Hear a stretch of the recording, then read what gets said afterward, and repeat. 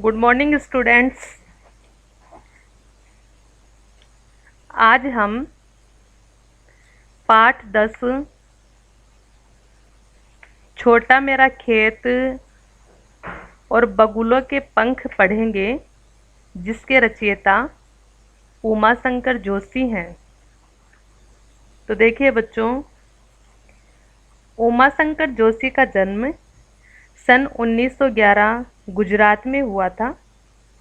इनकी प्रमुख रचनाएं विश्व शांति, गंगोत्री, निशीथ, प्राचीना, आतिथ्य, वसंत वर्षा, महाप्रस्थान, अभिज्ञा, सापना भारा, शहीद, श्रावणी मेणो, विसामो, पार कांजण्या, गोष्ठी, उघाड़ी बारी, क्लांत कवि, महारा सोनेट, सौपन प्रयाण आदि थी।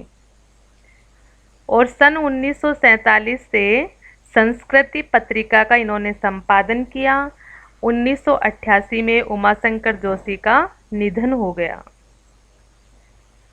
20वीं सदी की गुजराती कविता और साहित्य को नई भंगिमा और नया स्वर देने वाले उमाशंकर जोशी का साहित्यिक अवदान पूरे भारतीय साहित्य के लिए भी महत्वपूर्ण है। उनको परंपरा का गहरा ज्ञान था।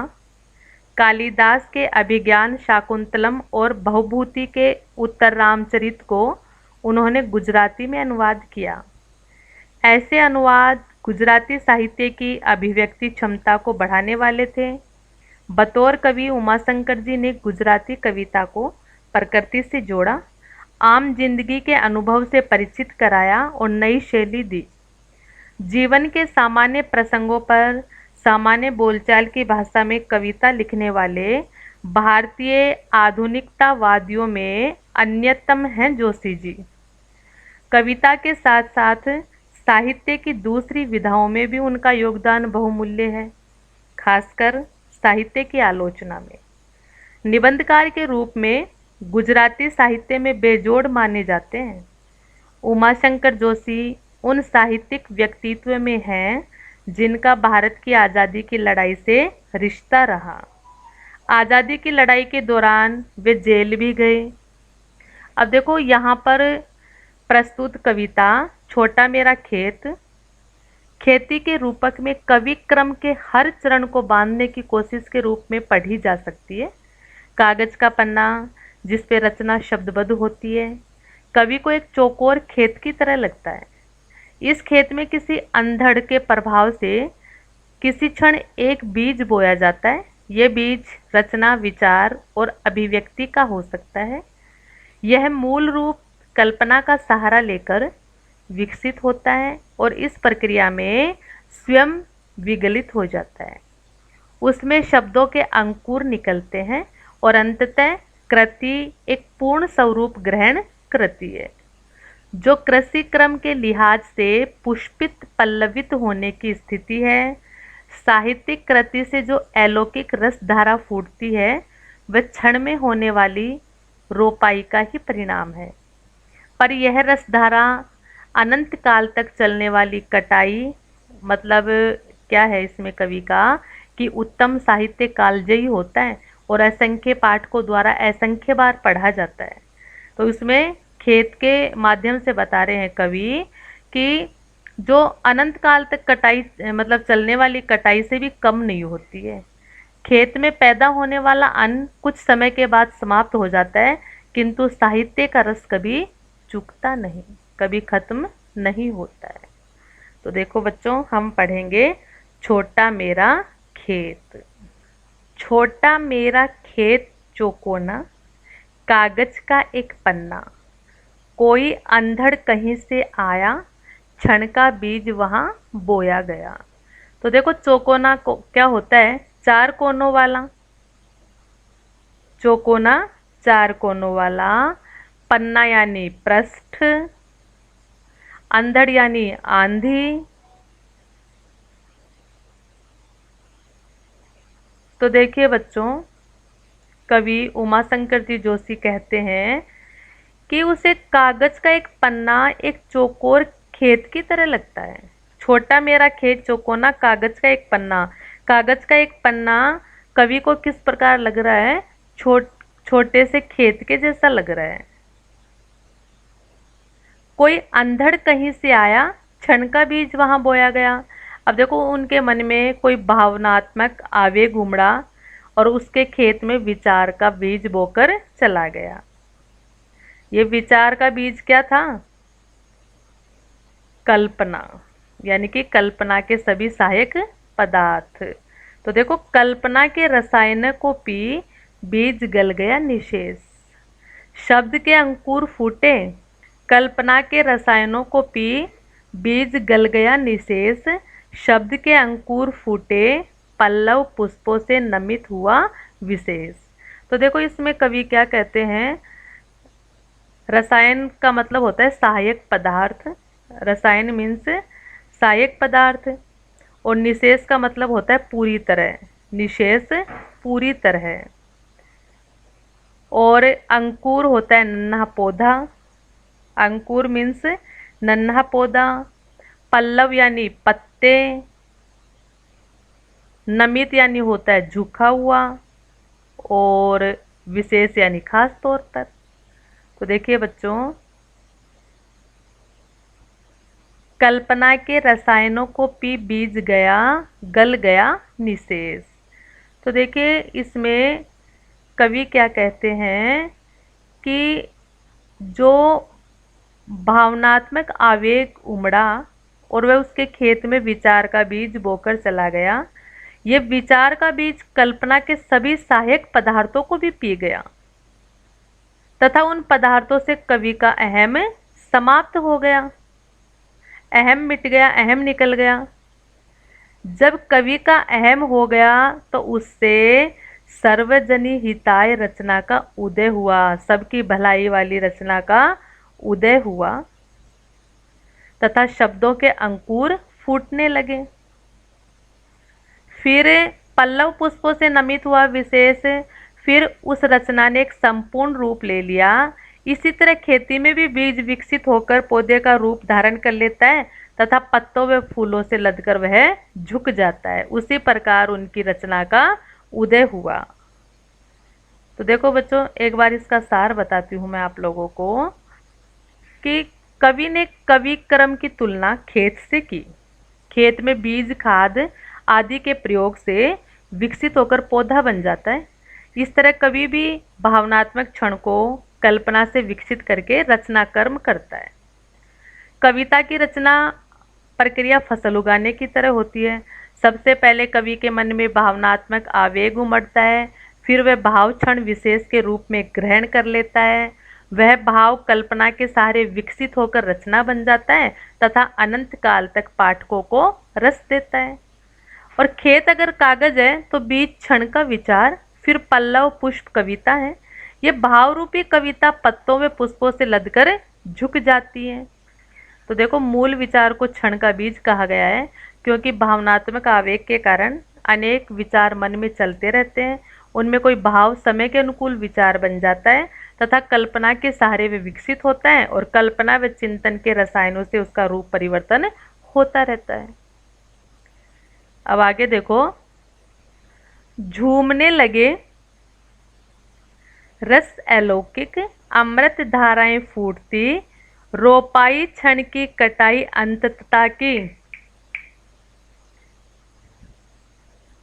लूटते रहने से जरा भी नहीं कम होती। रस का अक्षय पात्र सदा का, छोटा मेरा खेत चौकोना। तो देखिए कि झूमने लगे फल रस अलौकिक। अलौकिक का मतलब होता है दिव्य। और अमृत धाराएं फूटती, तो देखो बच्चों, रोपाई होती है छोटे छोटे पौधों को खेत में लगाना। और अनंतता का मतलब होता है सदा के लिए। अक्षय का मतलब होता है कभी नहीं नष्ट होने वाला। अब इसमें कवि क्या कहते हैं कि जब पन्ने रूपी खेत में कविता रूपी फल झूमने लगता है तो उसमें अद्भुत रस की अनेक धाराएं फूट पड़ती हैं जो अमृत के समान लगती हैं। ये रचना पल भर में रची थी, परंतु उसके फल अनंत काल तक मिलता रहता है। कवि इस रस को जितना लुटाता है उतना ही ये क्या हो जाता है, बढ़ता जाता है। लूटते रहने से जरा भी नहीं कम होती है। रस का अक्षय पात्र सदा का। तो देखो, जितना भी रचना पल भर में रची और जितना भी कवि इस रस को लुटाना चाहता है उतना ही क्या हो जाता है, ये बढ़ता जाता है। कविता के रस का पात्र कभी समाप्त नहीं होता है। कवि कहता है कि उसका कविता रूपी खेत छोटा सा है, उसमें रस कभी समाप्त नहीं होता है। तो देखिए, कहने का तात्पर्य है, कवि ने इन पंक्तियों में खेत की तुलना कागज के उस चौकोर पन्ने से की है जिस पर उसने कविता लिखी है। इसका कारण यह है कि इस कागज रूपी खेत पर कवि ने अपने भावों विचारों के बीज बोए थे जो फसल की भांति उगकर आनंद प्रदान करेंगे। अब देखो, रस का अक्षय पात्र साहित्य को ही कहा गया क्योंकि साहित्य का आनंद कभी समाप्ति नहीं होता। पाठक जब भी उसे पढ़ता है आनंद की अनुभूति अवश्य कराता है। देखो, साहित्य का आनंद अनंत काल से लूटते रहने पर भी कम नहीं होता क्योंकि सभी पाठक अपने अपने ढंग से रस का आनंद इसमें उठाते रहते हैं। ये बच्चों अपनी इसमें दो कविता हैं, तो एक कविता हो गई, दूसरी कविता है बगुलों के पंख। तो देखिए, नभ में पाती बंधे बगुलों के पंख, चुराए लिए जाती वे मेरी आंखें। तो देखो, नभ यानी होता है आकाश, पाती यानी होती है पंक्ति। तो देखो, इसमें कवि क्या कहते हैं कि आकाश में छाए जो काले काले बादल है ना, आकाश में छाए काले काले बादलों में पंक्ति बनाकर उड़ते हुए बगुलों के सुंदर सुंदर पंखों को देखता है कवि इसमें। तो कवि क्या कहता है कि मैं आकाश में पंक्तिबद्ध बगुलों को उड़ते हुए एकटक देखता रहता हूँ। नभ में पाती बंधे पंक्ति बनाए बगुलों के पंख, चुराए लिए जाती वे मेरी आंखें। ये दृश्य मेरी आंखों को चुरा ले जाता है। जब मैं इन्हें बगुलों की पंक्ति को देखता हूँ, एकटक निहारता रहता हूँ, तो ये दृश्य मेरी आंखों को चुरा ले जाता है। कजरारे बादलों की छाई नभ छाया, तैरती सांझ की सतेज श्वेत काया। तो कजरारे का मतलब होता है काले काले। तो देखिए, कजरारे बादलों की छाई नभ छाया, तैरती सांझ की सतेज श्वेत काया। तो देखो, सतेज का मतलब होता है चमकीली यानी कि उज्जवल, तेज सहित, और श्वेत होती है सफेद, और काया का मतलब होता है शरीर।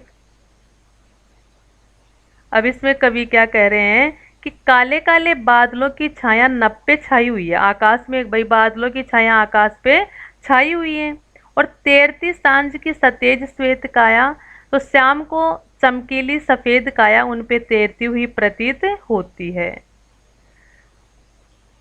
होले होले जाती मुझे बांध निज माया से, और ये दृश्य इतना आकर्षक है कि अपने जादू से मुझे धीरे धीरे बांध रहा है। होले होले धीरे धीरे, निज माया से, अपने माया यानी प्रभाव होता है, जादू समझ लीजिए कि अपने जादू से मुझे धीरे धीरे अब बांध लेता है ये दृश्य। उसे कोई तनिक रोक रखो, वह तो चुराए लिए जाती मेरी आंखें, नभ में पांति बंधी बगुलों की पांखें। तो देखो, इसमें कवि क्या कह रहा है कि मैं उसमें खोता जा रहा हूँ।